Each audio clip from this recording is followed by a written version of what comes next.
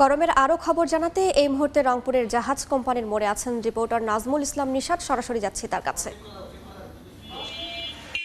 আপাতত কিন্তু রংপুরেও যে স্বস্তির খবর সেটি কিন্তু নেই। টানা যে তাপপ্রবাহ সেটি কিন্তু চলছে এবং এটি আরো বাড়তে পারে বলছে আবহাওয়া অফিস।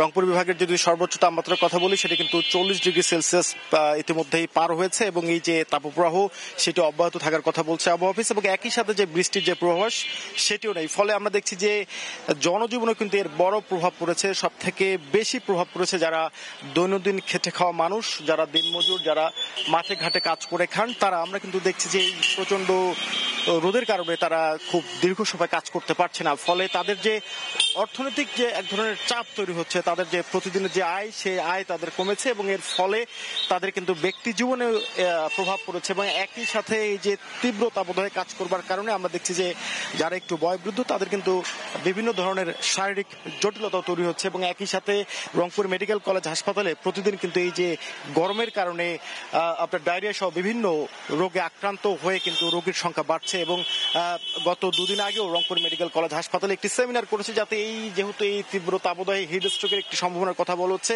সেই বিষয়ে করণীয় কি করা যেতে পারে সেই বিষয়ে তারা কিন্তু একটি পরামর্শ দিয়েছেন এবং 12টা থেকে 3টা পর্যন্ত মূলত খুব জরুরি প্রয়োজন ছাড়া বাইরে বের না হওয়ার নির্দেশনা কিন্তু তারা দিয়েছেন এবং একই সাথে আমরা দেখছি যে এই প্রচন্ড গরমের কারণে যারা মূলত এই যে রোদে খেটে কাজ করেন সব থেকে বেশি প্রভাব কিন্তু তাদের মধ্যে আমরা লক্ষ্য করছি। কেননা তারা যেটা বলছেন যে কাজ না করলে যেহেতু তাদের অর্থনৈতিক সচ্ছলতার যে চাবিকাঠি সেটি কাজ করতেই হবে, সে কারণে এই রোদ উপেক্ষা করে কিন্তু তাদেরকে কাজ করতে হচ্ছে। ফলে তাদের এক ধরনের সমস্যাও তৈরি হচ্ছে, শারীরিক জটিলতা বাড়ছে এবং একই সাথে আমরা দেখছি যে চলতি যে বড় মৌসুম, এই বড় মৌসুমেও কিন্তু বড় প্রভাব পড়েছে।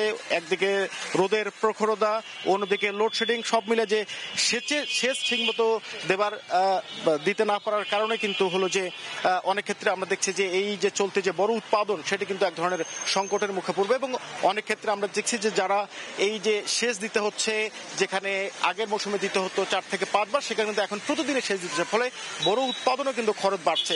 তো শুধুমাত্র এই যে তীব্র যে দাবদাহ চলছে টানা, এর ফলে যে জনজীবনে প্রভাব পড়েছে তা না, কৃষির পাশাপাশি সব ক্ষেত্রে কিন্তু এর প্রভাব আমরা লক্ষ্য করছি। সবকিছু মিলিয়ে ছিল আমার কাছে রংপুর থেকে। সরাসরি যুক্ত ছিলাম রংপুরে।